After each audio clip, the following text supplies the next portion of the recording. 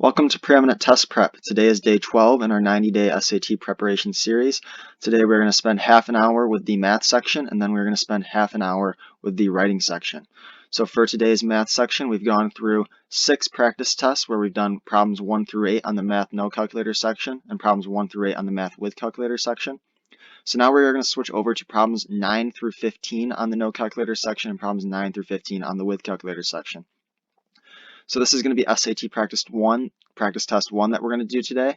So as I go through, I'll tell you what to put into your notebook as far as notes, as far as how to get rid of wrong answer choices faster, how to find the right answer quicker, how to use tips and tricks to solve problems in half the time or a quarter of the time or even less than that. So anything I say should go in your notebook. Make sure to put in your notes, and everything else just put in your workbook. So with that, we're going to go ahead and get started with the math no calculator section. So we have question 9 is what we're going to start with today. All right, so right off the bat, I see I have a column of equations, which means I'm probably going to be using addition or subtraction to get rid of a variable. I read my question. It says, what is the solution xy to the system of equations above?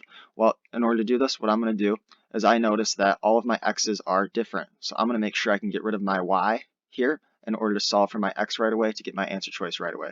Because if I solve for y, I have 2 -6's, so that doesn't really help me because then I'll have to solve for x as well. And I only want to solve for 1 because that's faster. So now what I'm going to do is I'm going to make sure I can get rid of my y. I see if I multiply my bottom equation by 2, then I have 2 times 2y, which gives me 4y.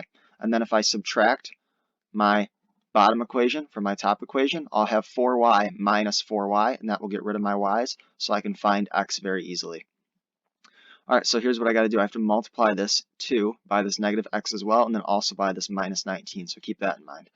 All right, so I know that I'm going to have 2 times 2y, that's 4y. 4y minus 4y is 0, so I can get rid of my y's. Next, I'll have 3x minus 2 times negative x. Well, 2 times negative x is negative 2x, but we have to subtract that negative 2x, which means we're adding 2x. So we have 3x plus 2x, that's going to be 5x. All right, that's going to equal my negative 23. And then we have negative 23 minus 2 times negative 19. 2 times negative 19 is going to give me negative 38, but keep in mind we have to subtract that, so negative 38 is a plus 38, so negative 23 plus 38 gives me positive 15. I divide each side by 5, and I see that my x then is going to equal 15 over 5, which is 3, so my answer choice has to be B, right? All right, so things to put in your notes there. The big thing that I saw is I needed to solve for x first, because then I didn't have to solve for y, right? So make sure you put that in your notes, that if you're asked for the solution xy, and you see that one of them, whether it be x or y, has all different numbers, solve for that one first, because then you know the answer choice without having to solve for the other variable. Right? So in this case, I wanted to solve for x first, because by solving for x, I don't have to solve for y. So put that in your notes. The other thing you should put in your notes is this trick right here, but you should already have it. So if you already have it, don't worry about putting it back in your notes, because it's the same trick we've talked about before. And then as far as any other tricks, I don't really believe that there is any. The big thing here was just making sure that we solved for the x variable instead of the y variable, because then we didn't have to solve for y. All right, question 10. For the function g defined above, a is a constant and g of 4 is equal to 8. What is the value of g of negative 4? Okay, well, g of 4 just means we're plugging in 4 for x. So when we do that, we're going to have 4 squared. Now if we plug in negative 4 for g of negative 4, we're going to have negative 4 squared. Well, 4 squared is equal to 16, and negative 4 squared is also equal to 16. Therefore, we know that if g of 4 is 8, we know that g of negative 4 also has to equal 8. I'm going to show you why in a little bit more detail right here. So if g of 4 is 8, then whatever a is just getting multiplied by that 16, and we're adding 24 to it. Now, if if g is negative 4, then once again, that negative 4 squared just becomes 16, so we'll just have a times 16, and we're also adding that 24. So they're both going to equal the same answer, and they're both going to equal 8. So as far as things to put in your notes for that one, the big thing is understanding that if we're asked to solve for g of a number, and then also g of a negative number, or something like that, and it's squared, or it's to the 4th power, or to the 6th power, or anything to an even power, if it's anything to an even power, it's going to be the same number. If it's a negative, for example, negative 2 squared, that's going to give us 4. 2 squared is also going to give us 4. So it won't matter if it's negative or positive. If it's raised to an even power, it will always be positive, and it will be the same number. So make sure you put that in your notes for number 10. All right, number 11. We've got 2 equations stacked up, but in this case we have a word problem, so we might not be using any addition and subtraction rules, but we'll see. And the equations above, B and C represents the price per pound in dollars of beef and chicken, respectively, X weeks after July 1st during last summer. What was the price per pound of beef when it was equal to the price per pound of chicken? Okay, what we have to do is we have to set these two equations up here equal to each other because we're asked for the price per pound of beef when it's equal to the price per pound of chicken. Right, so the price per pound of beef is B and the price per pound of chicken is C, and they have to equal each other. So we're going to have 2.35 plus 0.25x is equal to 1.75 plus 0.4x. Now what we're going to do is we are going to go ahead and subtract our 1.75 from each side. Right, subtract 1.75 from each side. That way we can get all of our x's onto one side. We subtract 0.25x from each side. Once again, notice how I'm keeping x positive by subtracting the smaller coefficient in front of x to keep x positive. So when I do that, I'm going to have 0.15x is equal to 0.6. I divide each side by 0.15. Divide each side by 0.15, and we see that 0.6 over 0.15 is 4. Therefore, our x has to equal 4. Keep in mind, if there was an answer choice 4 in A through D, that isn't going to be our correct answer because we're asked for the price per pound of beef when it's equal to the price per pound of chicken, which means we have to plug in a 4 in either equation and solve for what that price equals. So another thing that you should put in your notes is I'm going to pick that 0.25 because I know that it's easily multiplied by 4 to get to 1. Right? So we want to make sure we're picking the easier equation to manipulate. So in this case, since we had to multiply by 4, if we have something that's 1/4, like 0.25 is, I want to pick that equation. So now when I pick that, I'm going to have 2.35 plus 1/4 times 4, which is 1. So I'll have 3.35 as my answer. So my answer there is going to be D. So things to put in your notes there. Right here, this equation here is really just understanding simple algebra. So we're going to isolate x to one side and set it equal to a constant, then solving for that constant. But we need to make sure we're paying attention to what the questions ask because it could have very easily put in a 4.00 right here, and that would have been wrong because we're asked for when it's equal to the price per pound of chicken. So we had to plug in that 4. All right, question 12. A line in the xy plane passes through the origin and has a slope of 1/7. Which of the following points lies on the line? All right, well, if I know that I have a slope of 1/7 and I know I pass through the origin, that's the key part with this, is that it passes through the origin. That means my y-intercept is 0, so it's going to be plus 0, which means that y is just equal to 1/7 x. So now I'm given points. So what I'm looking for as I go through these points is I know that my y is going to have to be less than what my x is, right? Because whatever my x is, it's getting multiplied by 1/7, so it's getting smaller. So anything where y is greater than what x is, I can get rid of. So I can get rid of a, I can get rid of b, and I can get rid of c as well because they're equal there, right? And I know that my x has to be greater than my y since my x is getting multiplied by a fraction that is less than 1. So my answer there is going to be D because that is my only answer choice where my x variable is larger than my y. Right, so the big thing that we need to understand here is kind of relationships. So you should put in your notes something about recognizing a relationship when it's a question about points, because once you can recognize that relationship, you can get rid of the 3 wrong answer choices. If I had to plug in 0, 7, 1, 7, and 7, 7, and 14 and 2, that would take me a long time to check. What's much simpler and much faster and more efficient is if I can just recognize that my x variable has to be greater than my y since my x is multiplied by that fraction. So making sure you can understand relationships and using those relationships to get rid of wrong answer choices is big on the SAT math section, and I would recommend putting something in your notes about that, about using relationships to get rid of wrong answer choices. All right, question 13.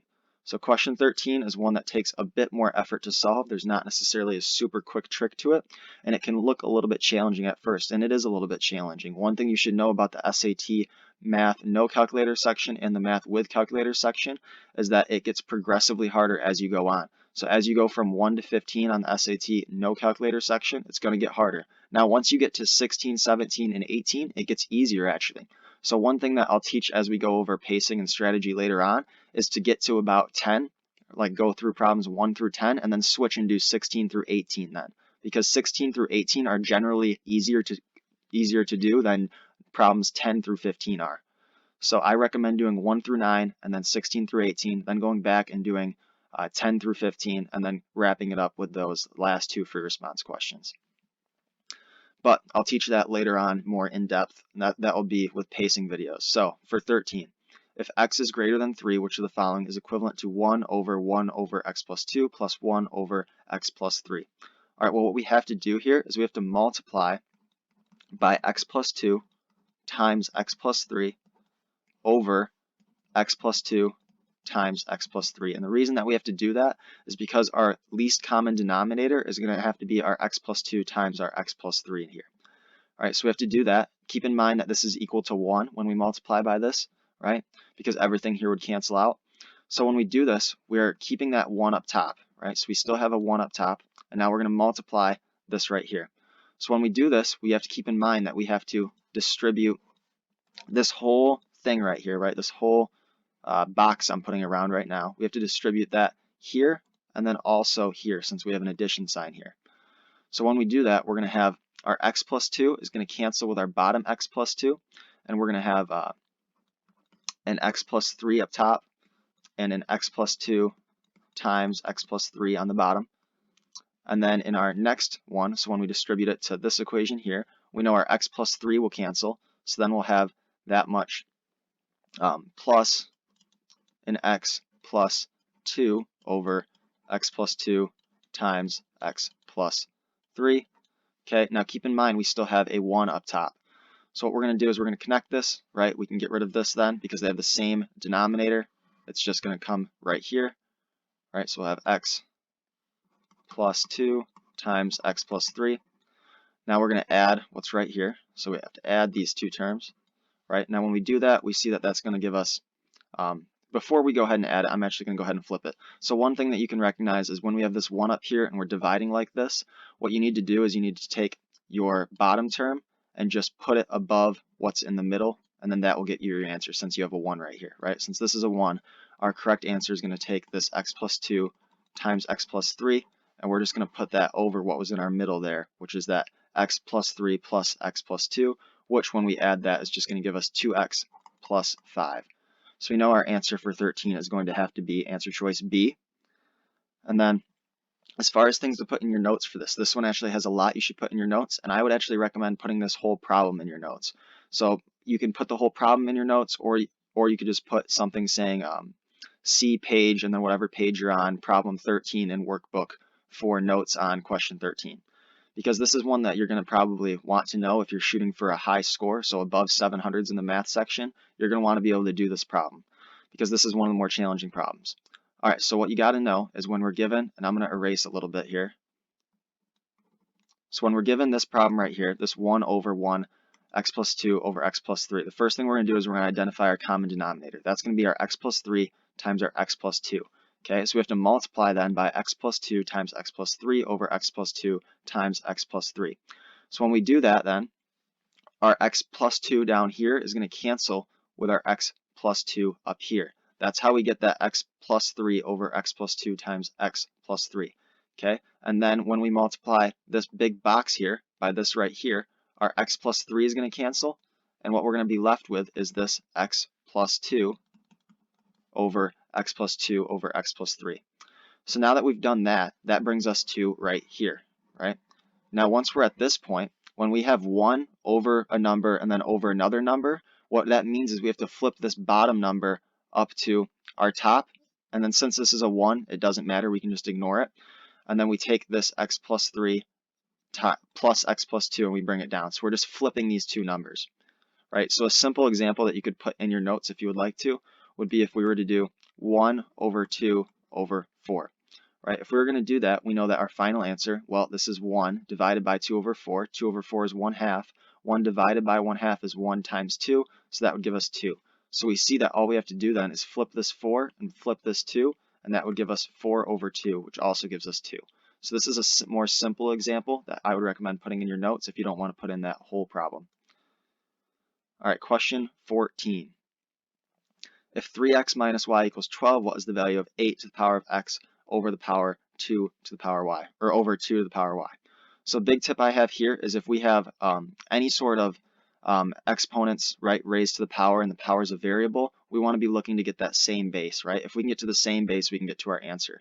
So right away, what I'm looking at as well is if I have if 3x minus y equals 12, I'm looking to get my exponents then to be 3x minus y because I know that that's really what it's trying to get us to do. It's trying to get us to convert this 8 into a 2 to the power of 3x, right? Because 8 is equal to 2 to the third power, because 2 times 2 is 4, times 2 again is 8. They want us to do 2 to the power of 3x, because that is equal to 8 to the power of x. So when we do that, we have 2 to the power of 3x over 2 to the power of y, and that's going to give us 2 raised to the power of 3x minus y, since we're dividing, right? So since we're dividing, we're going to take the power that we have in our numerator and subtract the power we have in our denominator. Well, we know now that 3x minus y is 12, so we can say that that then is equal to 2 to the 12, and we get our answer choice A as our correct answer there. So things you should put in your notes from 14 is understanding that when we have exponents, when our exponents are variables, we need to look to get to the same base, right? That's pretty much a hint that you want to get to a same base, is if you have variables as your exponents, especially if they are multiplied or divided like this, right? If they're multiplied or divided, we want to make sure we're getting to that same base. And even more so if we see that we have an if statement before it, right? And if we have an if statement before it, we want to get those exponents to our if statement. So we know our answer there is going to be A. All right, question 15. If a x plus 2 times the quantity bx plus 7 equals 15x squared plus cx plus 14 for all values of x, and a plus b equals 8, what are two possible values for c? All right, big things that I'm seeing here is whenever I'm given two variables equal in number, that means I'm probably looking at a pattern, right? A pattern of some sort, or two rules of equations I have to follow. So in this case, I have a plus b is equal to 8. I'm asked to solve for the two possible values of c, right? I know that the possible values of c are going to depend on what a and what b are, because those are my coefficients that get multiplied by this 2 and that get multiplied by this 7.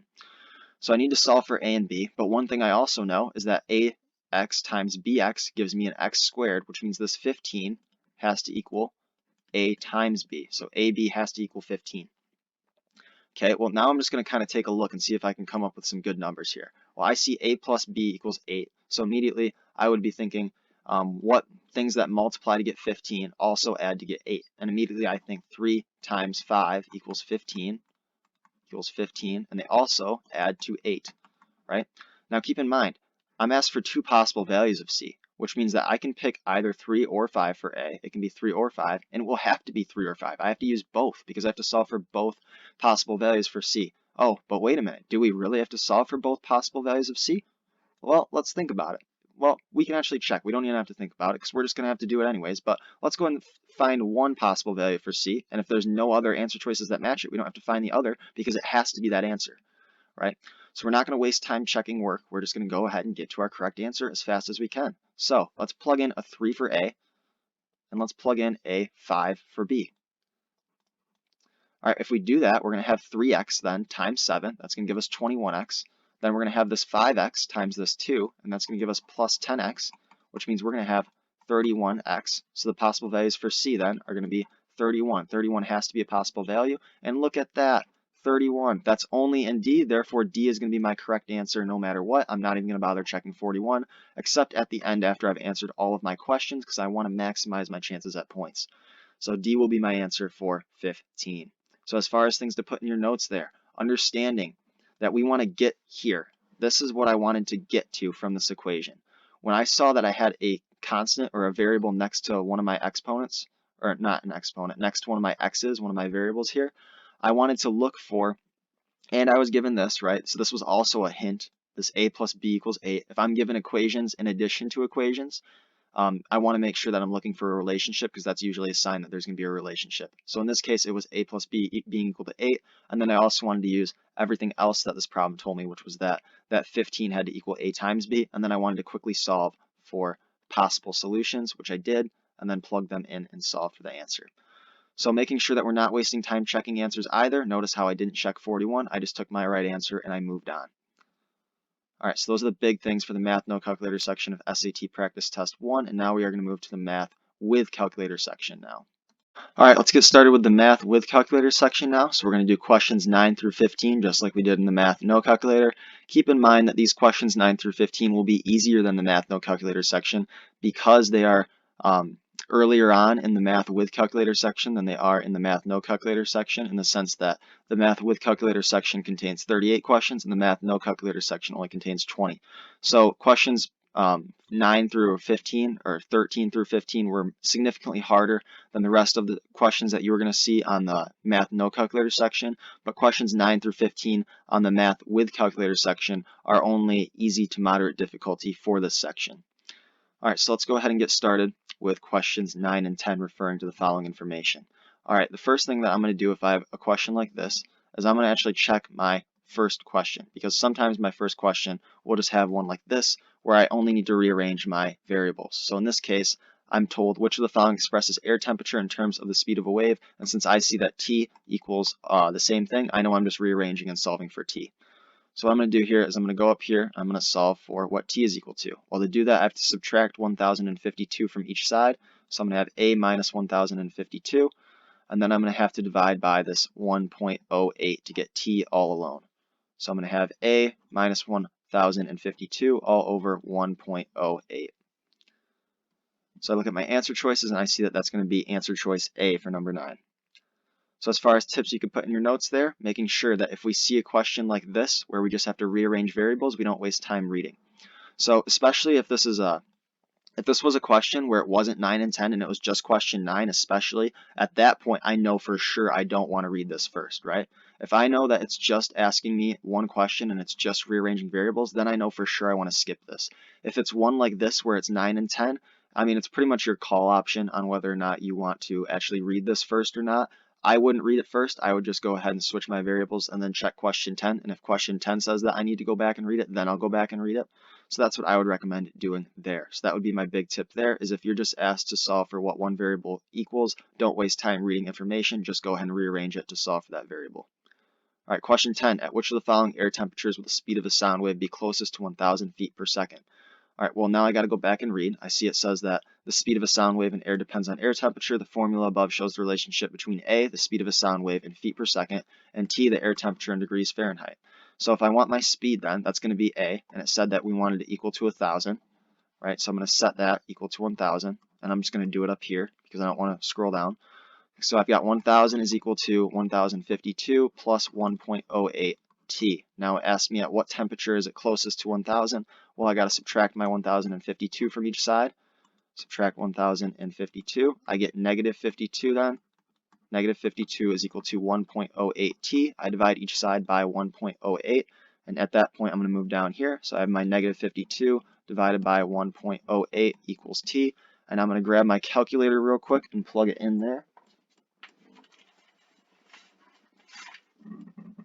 So I plug that into my calculator, so that's going to be 52 over 1.08. Keep in mind that's negative, so that's going to be negative 48 degrees Fahrenheit as our answer.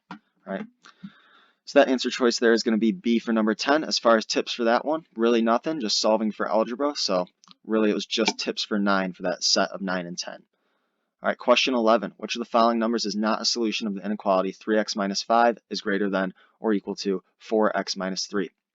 All right, well, to solve this inequality problem, what I have to do is I have to solve for what x must be less than or greater than. So in order to do that, I'm going to subtract my 3x because this coefficient is smaller than 4, and I want to keep x positive.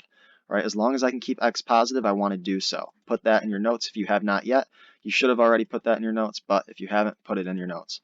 So we have 4x minus 3x. That's going to give me x. I'm going to add 3 to each side now. I add 3 to each side. I have negative 5 plus 3, that's going to give me negative 2. My sign remains the same, so now I'm left with x must be less than or equal to negative 2. Now I see that A is not a solution. Keep in mind that if something in the question says not, make sure you circle it, square it, underline it, just to make sure that you're paying attention to the fact that it's there, because it's very, very important that you understand if something, if you have to answer with what isn't a solution or what is a solution. So in this case, we need what is not a solution. In that case, it's going to be negative 1, since negative 1 is greater than negative 2 is. So that would violate our rule. All right, so as far as tips for that one, once again, just making sure we are paying attention to not statements. Any not, you should underline and square it. And then additionally with inequalities, just understanding that we are really just trying to keep x positive there, right? All right, now we got question 12. The number of seeds in each of 12 apples is our title of our histogram. So based on the histogram above, of the following, which is closest to the average, which is the same as the mean, numbers of seeds per apple.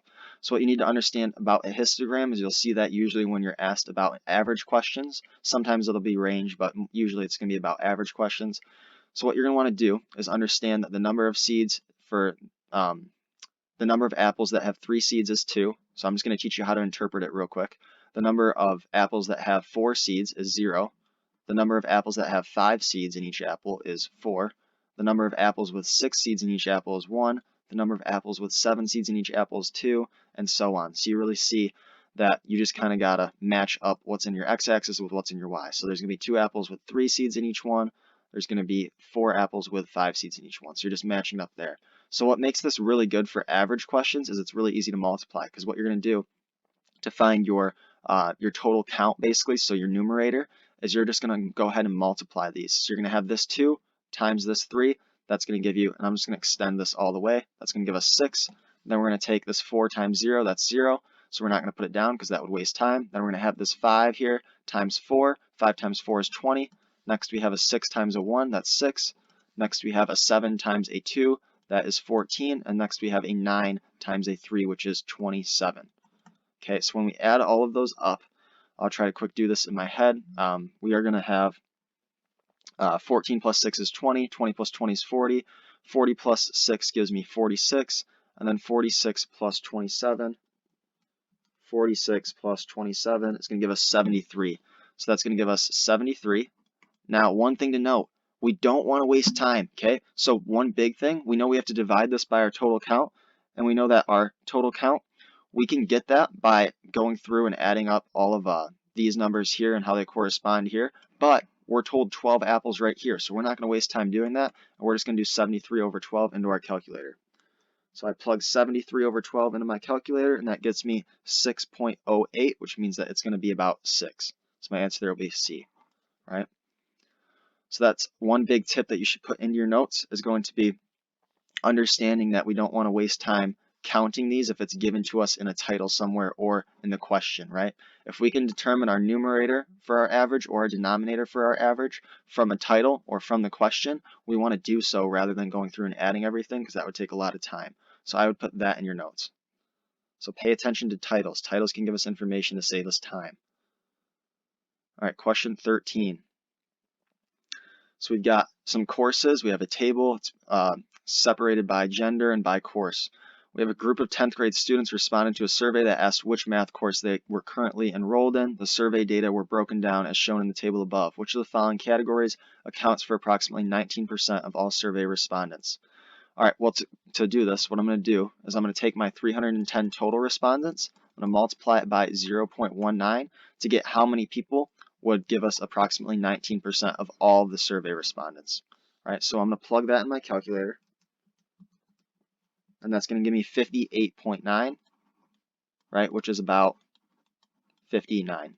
So now I'm going to find my category with 59, and I see that's males in geometry, so that'll be my correct answer there. So one thing you need to make sure you pay attention to, and you need to put this in your notes as well, is this right here. What is my 19% out of? So you saw that I circled out of all the survey respondents. So that told me I had to use 310. Now, what if it had said out of all males? Then I have to use 160. And if it had said out of all females, then I'd be using 150. Now, what if it said out of all the people taking Algebra 2? Then I'm using 119. If it said all the people taking geometry, I'm using 112. And if I'm using all the people out of Algebra 1, I'm using 79.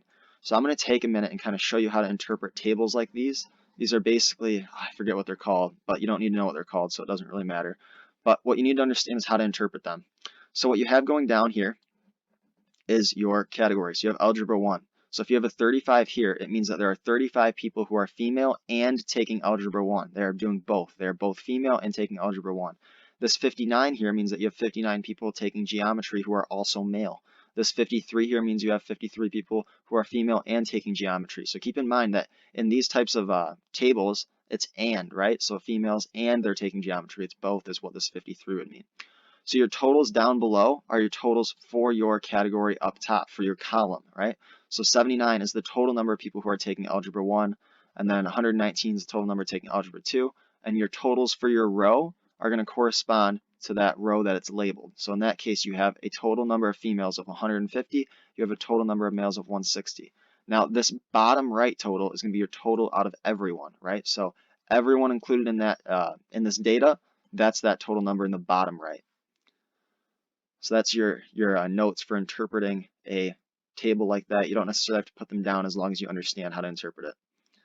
All right, so now we've got question 14. The table above lists the lengths to the nearest inch of a random sample of 21 brown bullhead fish. The outlier measurement of 24 inches is an error.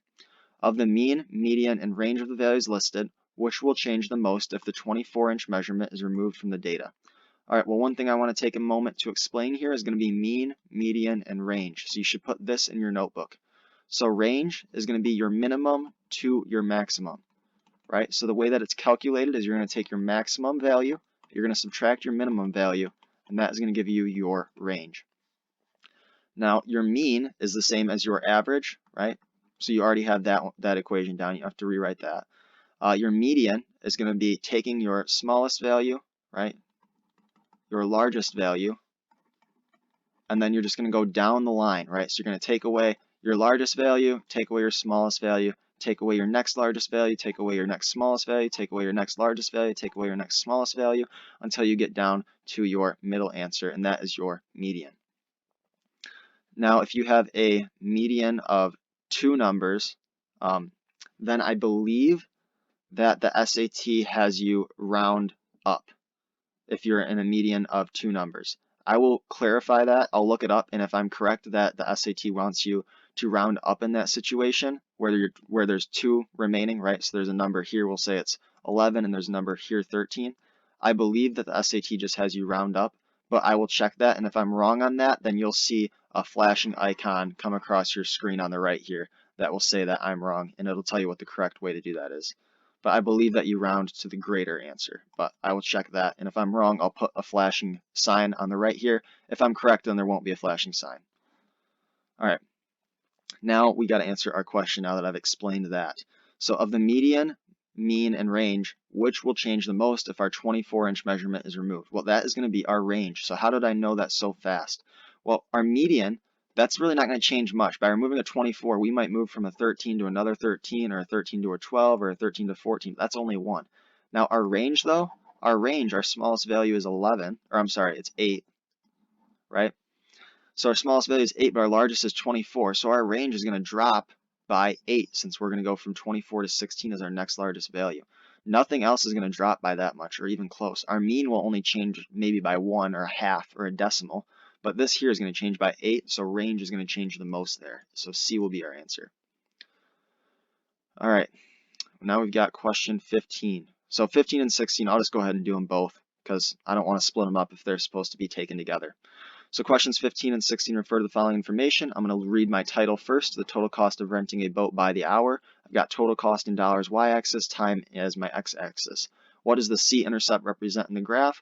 Well, if I don't spend any hours renting the boat, I still have to pay $5, so that's going to be my initial cost of renting the boat, right? So if you ever have a graph with cost, your y-intercept is going to be your initial cost. So our initial cost here is going to be that $5. 16, which of the following represents the relationship between H and C?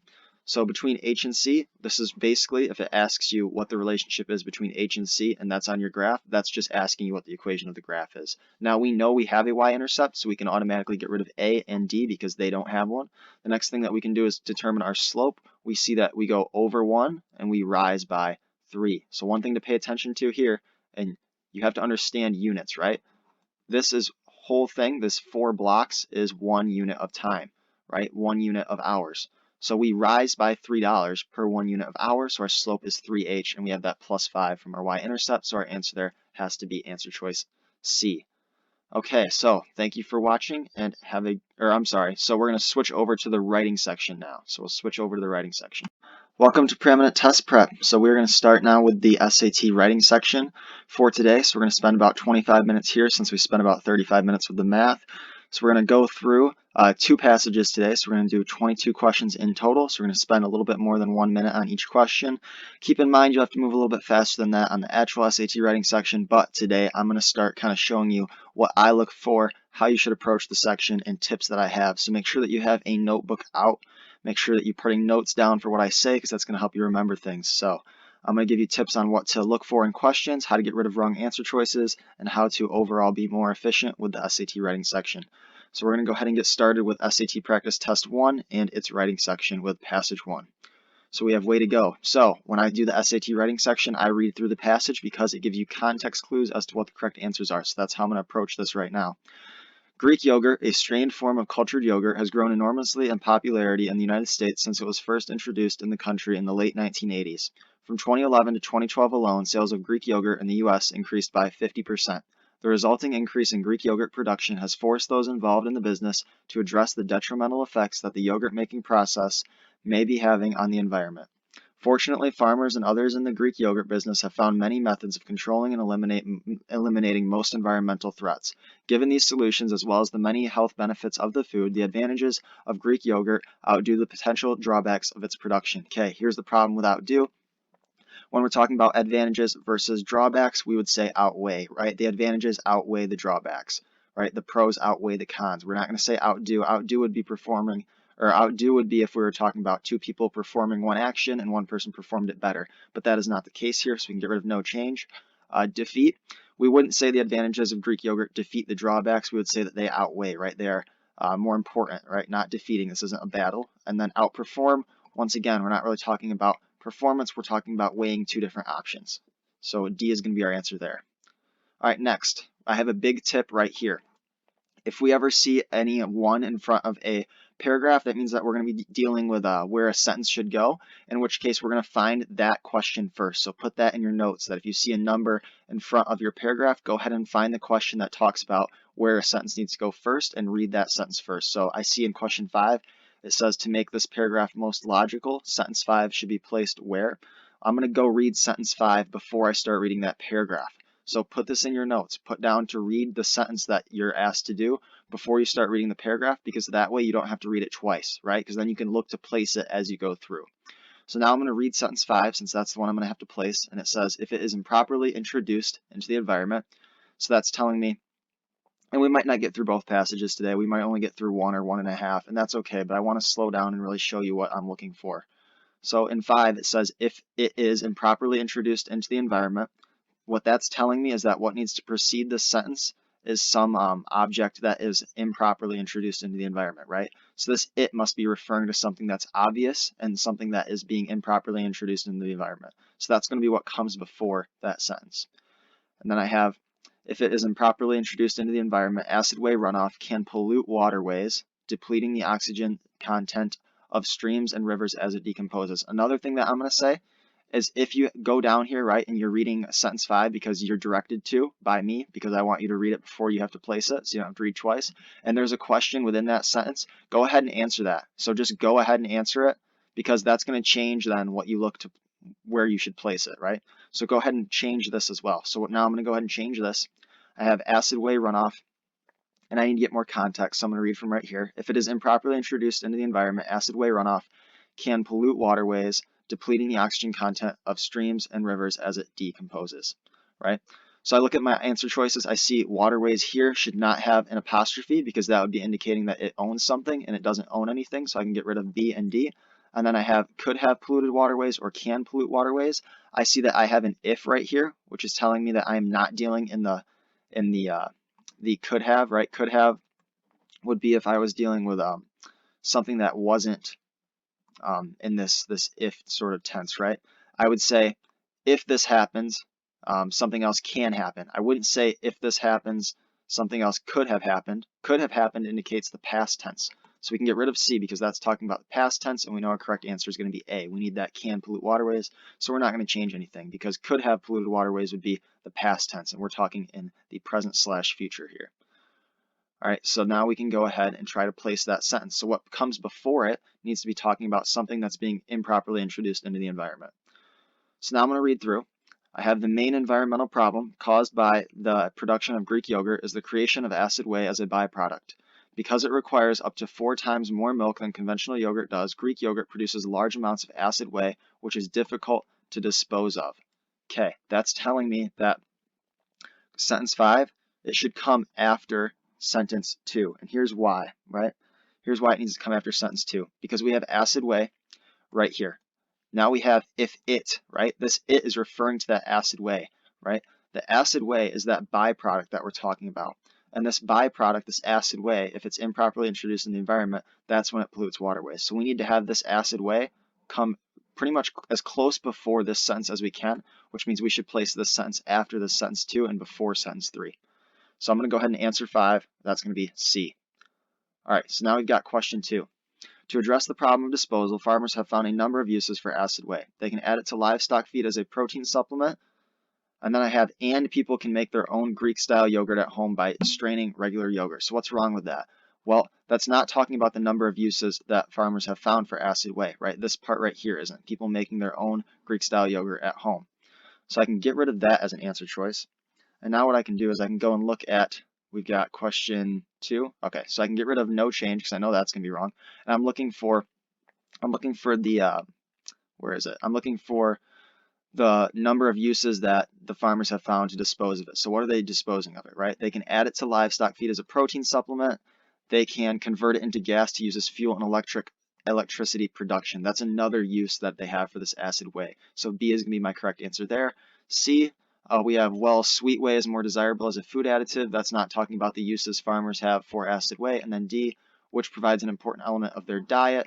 Well, first of all, that's also not a use for acid whey, right? That's not a use a farmer has found, so I can also get rid of D. So our answer there will be B. All right, question 4. We've got depleting the oxygen content of streams and rivers as it decomposes. Yogurt manufacturers, food scientists, this needs to be a comma, and government officials, right? This goes back to the list notes that we took last week as far as grammar rules. We can't use a colon, we can't use a semicolon, and we can't have a comma after this and. We just need to have our list using commas, and then after, before our last term here, we need to have no comma after and, but we do need that comma before and, so C will be our answer for 4. Okay. Yogurt manufacturers, food scientists, and government officials are also working together to develop additional solutions for reusing whey. Now we go ahead and move on. We've got, okay, so right here, if we have the sentence underlined at the start of a paragraph, we need to be looking to transition from our previous argument into our new argument, as well as setting up our new argument. So the big thing here is with our first sentence in a new paragraph, we need to both transition and introduce. Right, so put that in your notes. When we have a first sentence of a paragraph, we want to transition from our last paragraph, and we want to introduce what is to come in this paragraph. So introduce that main argument. All right, so let's go ahead and we see that this is a question of whether we need to keep or delete. So we're going to come up with our own answer before we look at the answer choices. So these conservation methods can be costly and time-consuming, they are well worth the effort. Now we need to read on to see if that properly introduces the passage. Nutritionists consider Greek yogurt to be a healthy food as an excellent source of calcium and protein. This should be as a digestive aid. Now see how I found my answer as I read through based on what would sound normal if we were to speak it. That's what I want you to do. So put that in your notes. As you read through the passage, if you come across a word that's underlined, a word or 2 words or 3 words that's underlined in the middle of a sentence, go ahead and replace it with what you think should come next. So I read serves, and I already had in my head an idea of what word needs to come next, right? So I want you to do that. As you read, if you come across something, even if it, like as you're reading, you get to serves, you should be thinking of what would naturally come next, and that's usually what your right answer is going to be, right? So you want to make sure that you're really using a lot of common sense and just a lot of intuitiveness, right? So as you read through, I read nutritionists consider Greek yogurt to be a healthy food as an excellent source of calcium and protein, serves as a digestive aid, because we don't say serves to be a digestive aid, right? That's a misused preposition, right? You don't even need to know that it's a preposition though. As long as you can just recognize that we wouldn't normally say that, then you can go ahead and see we would normally say serves as a digestive aid. So if you can just kind of use some of that intuition, that's really going to help you. If you don't understand that intuition, you read serves to be a digestive aid, you can just kind of tell that doesn't sound right, right? In which case you're going to want to switch it and you would think serves as a digestive aid. That also fits a lot better with this right here. And then question 8, one thing that I'm looking at right away with question 8 is I have serves right here and I'm looking to maintain parallelism. So I want to get rid of my it, right, and have contains because that's going to create parallelism. Additionally, I said it right here. So saying it once again right there would be redundant, and like I said in my lessons before, we want to avoid redundancy. So I know my answer for 8 is going to be contains, so that'll be C. Right? Notice how I did that without even looking at the answer choices that were in A. I knew it had to be contains. I knew that because I wanted to maintain that parallelism, and I knew I had to get rid of it because it was redundant. Okay, Now we've got question 9. So we're going through, we have contains few calories and it's unsweetened, low in non-fat forms. Greek yogurt is slightly lower in sugar and carbohydrates than conventional yogurt is. And then we have a transition word here. So in order to know what my transition word needs to be, I need to read what that sentence is first. So we have, because it is more concentrated, Greek yogurt contains slightly more protein per serving, thereby helping people stay satiated for long periods of time. Now, it's okay if I go out of order and go ahead and answer this now that I've read it, right? So that's another thing you should put in your notes. If you have to read ahead for context on a sentence or on a question, and there's another question later on that's in the middle of that sentence, that's okay to go ahead and answer that next question first. Don't feel like you have to go in order with the SAT writing section. In fact, a lot of times it's better if you don't go in order. A lot of times it's better is if you need to read ahead to get an answer for context on a certain question, and there's another question later on, just go ahead and answer this one that's later on. That's okay. Oftentimes that'll help you. Okay, so in this case, we're talking about how the protein in that Greek yogurt helps people stay satiated for longer periods of time. The answer there's going to be no change because satiated means filled, right? That means filled. Okay, so we're talking about people not feeling hungry, right? They're feeling filled, they're feeling satiated, right? They're not feeling fulfilled. That really is more referring to emotions and spirituality. They're not feeling complacent. That's also referring more towards emotions and thinking about just being stagnant. And then sufficient, we wouldn't say that someone feels sufficient for a long period of time. We would say that they feel filled, right, or satiated, no feelings of hunger. So answer choice for 10 will be A. So now we can go back, now that we have context for 9, and we can see that what we said in our sentence before, because we have to connect it using this transition word, Greek yogurt is slightly lower in sugar and carbohydrates than conventional yogurt is, and then we're going to want to use the word also for number 9, right? Because this is not, here's why we're going to use also. Because we're saying something else. We're not saying a repeat of what the carbohydrates thing was saying. We're talking about proteins now. So we're switching ideas, right? So we're not going to say in other words because that would be repeating an idea, right? And we're switching an idea. We're not going to say therefore because it being low in carbs doesn't cause it to be high in protein. And we're not going to say for instance because for instance would mean that we're illustrating an idea that came before, and we're not, because what came before was things about carbs and now we're talking about protein. So we're not illustrating an idea that came before it. So our answer for 9 will be A. All right. These health benefits have prompted Greek yogurt's recent surge in popularity. In fact, Greek yogurt can be found in an increasing number of products such as snack food and frozen desserts. Because consumers reap the nutritional benefits of Greek yogurt and support those who make and sell it, okay, I know I have to get rid of therefore, and here's why. I started with because. Because is a subordinate conjunction, right? So what that should tell you, if you see a sentence start with because or any subordinate conjunction, then you need a comma, and that's going to indicate the end of that dependent clause, DC for dependent clause. So all of this is a dependent clause, which means that we have to have a comma after it, which we do. Okay, we don't have that in D, so we can get rid of D. All right. We know C is actually going to be wrong as well because we have a fanboys here, and if we have a dependent clause, then after that comma, we don't want to have a fanboy, so we can actually get rid of C as well. And then we can get rid of A, no change, because it has therefore, but we already said because. So if we say because and then we say therefore, that's repetition and that's redundant. So we don't want to do that. So the correct answer here is going to be B, because we have a dependent clause, a comma, then our independent clause of farmers and businesses should continue finding safe and effective methods of producing the food. So our correct answer for 11 will be B. All right, now we can go ahead and move on to our second passage. We might not complete it today. We'll see how much I want to get into notes for this one. So we've got dark snow. Most of Greenland's interior is covered by a thick layer of ice and compressed snow known as the Greenland ice sheet. The size of the ice sheet fluctuates seasonally. In summer, average daily high temperatures in Greenland can rise to slightly above 50 degrees Fahrenheit, partially melting the ice. In the winter, the sheet thickens as additional snow falls, and average daily low temperatures can drop to as low as 20 degrees. When I see something that talks about a number, so anything quantitative, so anything with a number, I'm guessing it's usually going to have to do with a graph. And I'm usually going to have to interpret a graph, a table, or some sort of plot or diagram. So in this case, I'm asked for which choice most accurately and effectively represents the information in the graph. So I'm going to go find the graph. But what am I looking for in the graph? Well, I'm looking for average daily low temperatures in the winter, right? In the winter. How low can they fall, right? What's the lowest daily low temperature in the winter? So I look at my graph, I see my solid line is my average daily low. I see my lowest point at that is in what looks to be between February and March at about 12 degrees. So I need my answer to say 12 degrees Fahrenheit, not 20 degrees. So the only answer choice with 12 degrees is B, so B has to be my correct answer there. All right, now we move on. We've got typically the ice sheet begins to show evidence of thawing in late summer. Then I have this follows. I don't like starting sentences with it's, and you should put that in your notes, right? Immediately as well, whenever I see this right here, I see the end of a sentence, a period, and then the beginning of a sentence, I almost always know that I'm going to be asked to combine those sentences, right? So whenever I see that, immediately I'm thinking, combine these sentences, what's the quickest way to do it? And what helps me save time by doing this is because I just read this, right? I just read that first sentence. So if I see this and I can immediately recognize that that's going to be a combining sentence question, then I can kind of skip this right here, right? Obviously, I'm going to have to read the question eventually, but I can kind of just know it's going to be a combining sentence question, and I can go ahead and combine them as I read through. So watch how I'm going to do this. Typically, the ice sheet begins to show evidence of thawing in late summer.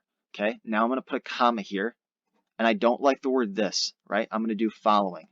Okay, and you'll see that that answer is A, and that answer is correct, and I'll show you why in a minute. But I want to show you why I don't like the word this. All right, the word this, it can be unclear what it's referring to, right?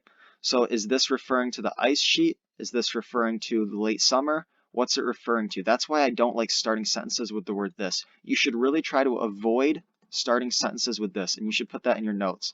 Avoid starting sentences with this. Okay, put that in your notes. Avoid starting sentences with this. Okay, I don't like it because it's unclear what it's referring to, and I think that a lot of times if you start a sentence with this, you're just not going to be sure what you're referring to. So immediately when I saw that, and I saw this setup of combining sentences, I got rid of this, and I did following, right? The ice sheet begins to show evidence of thawing in late summer following several weeks of higher temperatures, right? We wouldn't say, and this thawing follows, because we already said thawing, and we don't want to say it again because that's repetition and it's redundant. We wouldn't say such thawing because, once again, that's repetition and it's redundant. We wouldn't say, and this evidence follows, because also that would be a run-on sentence, because we would be saying, and this evidence follows several weeks of higher temperatures. This evidence follows several weeks of higher temperatures would be another independent clause. So we would have two, right? And then we don't have a comma here, so that would be incorrect as well. Also, you can recognize that we don't want to say that because saying this evidence is also repetition and redundant, so we don't like that either, right? We want to stay as clear and concise as we can. We want to use as few words as possible. So write that in your notes as well. As few words as possible while maintaining the meaning of the sentence. So we want to use as few words as we can. All right, now 14. Okay, put this in your notes as well. Whenever I see one word or two words and then a comma after them starting a sentence, I know that I am transitioning from my previous sentence into this sentence, and I need to use the correct transition. So what I'm going to do when I see that is I'm not going to read it. I'm not going to read, for example. I'm going to skip that, right? I'm going to maintain, I'm going to keep in the back of my head what came before it, and now I'm going to read, in the summer of 2012, virtually the entire Greenland ice sheet underwent thawing at or near its surface by mid-July, the earliest date on record.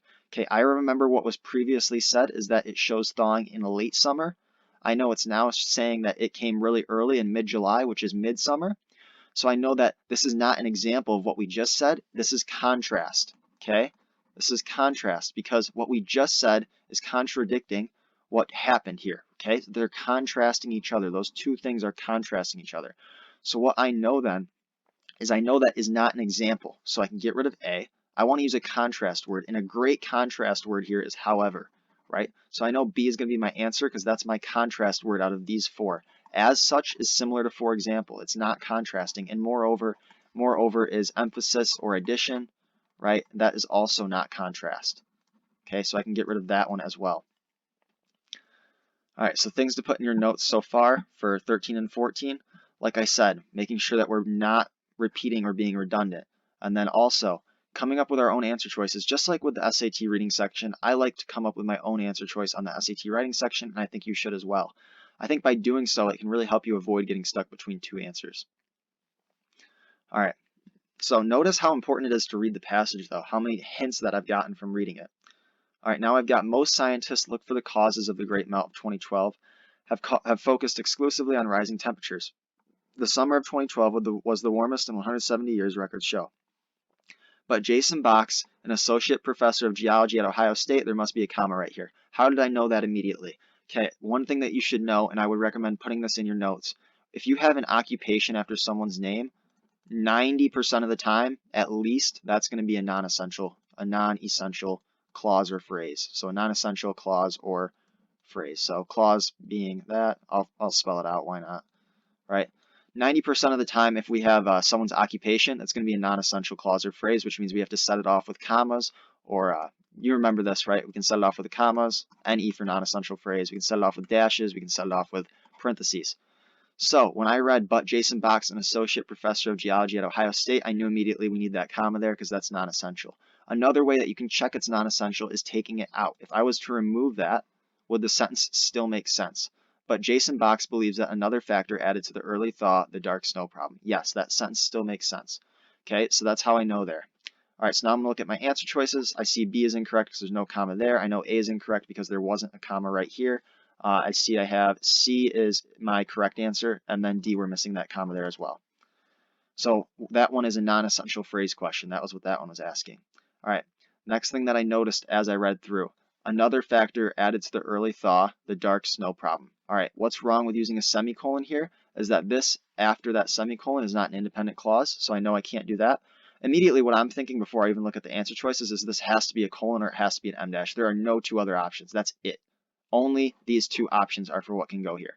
Okay, so there are probably, I don't think I've ever seen both of those options show up. It's pretty much always one or the other. So I know immediately my answer choice is going to have a colon there or an M dash. And watch this. I guarantee it's going to have a colon or an M dash. Yep, it's got a colon right here. Now, how do I know this is my answer not being? Well, one thing I talked about with the colon when I was explaining it is that we don't have to add words like being or words like so after it. That colon acts to replace those words, okay? So after that colon, we want to go straight into whatever it was introducing or emphasizing. So in this case, it was emphasizing the dark snow problem. So we want to go straight into that. We don't want to say being, okay? This colon takes the place of that being. It doesn't need to be there. So D is incorrect. And we're going to finish this passage today. We will get done with it for sure. All right, according to Box, a leading Greenland expert, tundra fires in 2012 from as far away as North America produced great amounts of soot, some of which, okay? Once again, notice how I went ahead and replaced it as I went through without looking at my answer choices. If you see words in the middle of a sentence underlined, that's what I want you to do. I want you to read the word before it, and I want you to immediately think about what needs to go there. Now, sometimes what needs to go there will be what is there, and then you'll have to answer with no change. But a lot of times, you'll read it and you'll have a good idea in your head of what you would say if you were writing this or speaking it out loud and what should come next, and usually that will be the right answer if you're a native English speaker. So highly recommend that, right? If you get to here, you have some of which, right? Which referring to the amounts of soot that were produced. So why are the other answer choices incorrect? Well, some of it is kind of vague. We don't necessarily know for sure what it's referring to. Now, if we were to say some soot drifted over Greenland, well, what soot? Well, we have to use which, right? Because which is referring to this soot over here that came from these tundra fires. Just saying soot doesn't tell us the specific soot that came. Saying of which does. It tells us that it's that soot that came from the tundra fires in 2012.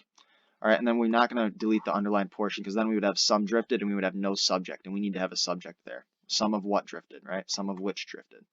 Some of which referring to that tundra fire soot. Okay, all right. So as far as tips you can put in your notes for number 17 would be making sure that we are being specific to what we were referring to, right? So it is too vague there. Soot is also too vague because it's not telling us it's the ones from the tundra fires, and then we can't delete it because then we don't have a subject there. It would be some of what we don't know. We can't just say some drifted, right? Especially not with this comma here, right? That comma is telling us we need to have a subject here. All right, question 18. Some of which drifted over Greenland in giant plumes of smoke and then fell. That's going to be no change. How did I know it was no change immediately? Well, that's the benefits of reading through. How did I know that? And I'm going to erase a little bit up here. So pause the video if you don't want to see me erase this if you're a little bit behind. I knew that it was going to be fell as soon as I read it because I read produced and I read drifted. Produced and drifted are past tense. Okay, so I need to use past tense in fell. All right, fell is past tense. Will fall is future tense. Had fallen is past tense, but it's a specific type of past tense, right? It's this weird type of past tense where you would use it not in the context here, right? This is a simple past tense, basically. is what I'll just call it, and that's really all you need to know about it. We're not going to say had fallen. We wouldn't say and then had fallen. We would just say and then fell, right? So we can get rid of D. We wouldn't say falls because that's the wrong number, right? We have, what is it? Giant plumes of smoke. Okay, we ignore of smoke. We just have plumes fell. Okay, plumes is plural, so we need that plural fell. All right, falls is singular. We would say he falls. That's going to be singular, so that's wrong in number. So I'm going to write an X number. Wrong number. Wrong number. Okay. Number 19. Scientists have long known that soot particles facilitate melting by darkening snow and ice, limiting their. How did I know it was there immediately? Also, it's going to be T-H-E-I-R. How did I know that? All right, well, I'll tell you why. Because it's referring to the snow and ice, right? We have scientists have long known that soot particles facilitate melting by darkening snow and ice, okay, limiting snow and ice. That's two things, that's plural, so we can't use it. It's a singular, okay? So you have to use there. Snow and ice, their ability to reflect the sun's rays. So making sure that we're maintaining our number, right? Our number in our pronouns, right? If we're going to use the pronoun for snow and ice, that has to be plural, so it has to be there, right? This is the correct type of there for a pronoun as well. So our answer for 19 will be D. So that is a question on pronouns and their number. All right, as Box explains, soot is an extremely powerful light absorber. It settles over the ice and captures the sun's heat. The result is a self-reinforcing cycle. As the ice melts, the land and water under the ice become exposed, and since land and water are darker than snow, the surface absorbs even more heat, and then we're asked for what best completes the description of a reinforcing cycle, which is related to rising temperatures. No, right? We're talking about melting right now. Raises the surface temperature? No. Begins to cool at a certain point? No. Leads to additional melting, right? We're talking about the reinforcing cycle of ice melting, right? As the ice melts, the land and water under the ice become exposed, which causes, since the land and water are darker than the snow, it causes more heat to be absorbed, thus causing increased melting, thus creating a self-reinforcing cycle of melting. So we have to talk about melting there. So our answer has to be D. So as far as tips for that one, I would just say that if we're talking about any sort of cycle, making sure we understand what we're starting a cycle with, right? So write that down in your notes. If we're talking about a cycle, make sure that you note what starts the cycle, so that way you can know what ends the cycle, right? Because if it's a cycle, it has to start and end in the same place, so note what starts a cycle. Then you can figure out what ends it. Now, if you're asked for what starts it, go find what ends it as well, right? You can use those two things to go figure out how to work with cycles on the SAT writing section. That goes for the reading section as well if you saw it on there. Okay, once again here, I see a 1 here, which means I'm going to go down to my question that asks about a sentence, and I'm going to read that sentence first. That way I don't have to reread my paragraph twice. Okay, I see that's in sentence 4, so I'm going to go here. Box is currently organizing an expedition to gather this crucial information. The other thing I want to mention about when I go down and find a sentence like this is I always come up with my own answer of what should come before and after that sentence, right? That way I can place it very easily. Because if I know what I want to see before it, then as soon as I read what I know should come before it, I can place it just like that, right? So Box is currently organizing an expedition to gather this crucial information. That's telling me that I need to have crucial information that they need to gather before this sentence, right? As far as what comes after, sometimes there won't be something that's clear as to what comes after. In this case, there is not. Now, sometimes there will be, and you can use that to help place it, but in this case, there is not. All right, what could come after is something about the expedition he's organizing. That would be something that could come after, but that's not for certain. But what we do know for certain is what comes before this sentence has to be what crucial information they have to gather. All right, so we've got Box's research team. Box's research is important because the fires of 2012 may not be a one-time phenomenon. According to scientists, rising Arctic temperatures are making northern latitudes greener and thus more fire-prone. The pattern Box observed in 2012 may repeat itself again. That's incorrect. Immediately. How did I know that? We said repeat here. We're not going to say again here, because that is repetitive and that's redundant. If we're saying that something repeats, we're not going to say again, because it's saying that it repeats, it automatically means that it's going to happen again. So that would be redundant, so we can get rid of A. Okay, the next thing I see, with harmful effects on the Arctic ecosystem, and I see with damage. Damage is an example of a harmful effect, so that would be also repeating something and being redundant. Next thing I see, may repeat itself possibly. Okay, this possibly is redundant because we have a may here. So we can get rid of that because we're repeating ourselves unnecessarily. So D has to be wrong and B has to be our correct answer. So notice how ruthless I am with things that repeat and are redundant. If something repeats or is redundant, get rid of it as an answer choice immediately. Put that in your notebook. That's a big, big thing with the SAT writing section. If something repeats itself or is redundant, it is incorrect. Put that in your notes. That's huge. All right, to make this paragraph most logical, sentence 4 needs to be placed where? All right, let's keep reading. We haven't found what needs to come before it. We haven't found that crucial information yet. So another thing that I do is I skip my sentence I have to place as I read through. So I just read sentence 3, now I go to sentence 5. The next step for Box and his team is to travel to Greenland to perform direct sampling of the ice in order to determine just how much the suit is contributing to the melting of the ice sheet. That is information that they need to collect right there. They need to collect information from sampling the ice about how much the suit is contributing to the melting of the ice sheet. That was sentence 5. We need it to come after sentence 5 then, because ours talks about crucial information that needs to be gathered, and this one talks about that crucial information. So our answer for 22 must be D then. Okay, hopefully that was helpful. I went a little bit quickly through that because we were doing 2 passages today. The next time we do the SAT writing section, I might just do 1 so I can slow it down a little bit more and really give you more things to put in your notes and a bit of a more slowed down version. So that's it for today, though. If you want to go back and slow it down a little bit, that would be fine. I did move a little bit quickly. I'll try to slow down more next time, maybe only do 1 passage before we start getting into pacing in a couple weeks, because this might have been a little bit fast for teaching accuracy. So make sure to like, share, and subscribe. There will be a donation link down below, so if our videos help you out, go ahead and support us through that. When it's up and running, it'll be linked in the description. Thanks for watching. Like, share, subscribe, and have a good day.